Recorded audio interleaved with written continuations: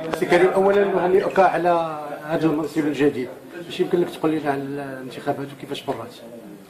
الحمد لله. بالنسبه للساكنه السياحيه ثقوا فينا وثقوا في حزب العداله والتنميه. تعرفوا اول حزب على الصعيد الوطني، وتعرفوا مدينه سيدي يحيى تيتسناها عندها ملفات كبار ان شاء الله، ونتمنوا حنا نكونوا حسن الظن الساكنه ونحلوا بعض المجلس.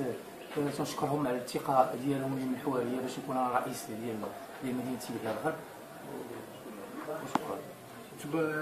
بعد انتخابكم رئيس كتنتظركم مجموعه من الملفات الشركه، كيفاش غادي تدبروا هذه الملفات؟ بالنسبه للملفات كنعرفوا الملفات الاولى اللي كاين هي ملفات المدن الصافيه اللي تعرفوا النقطه السوداء بالنسبه لمدينه سيدي يحيى. تعرفوا بالنسبه لسيدي يحيى بدات اعاده الهيكله مثلا بالنسبه للدور شاطئ 2004.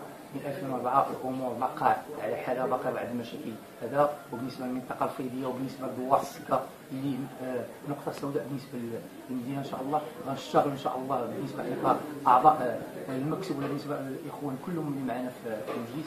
غنشتغلوا في هذه الملفات ان شاء الله، ونتمنى نحلوها ان شاء الله بشويه بشويه الحمد لله. بالنسبه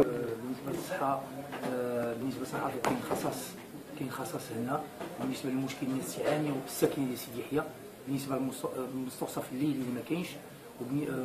وبالنسبه ان شاء الله حنا كمجلس غنشوفوا ان شاء الله باش نكملوا هذيك ان شاء الله هذيك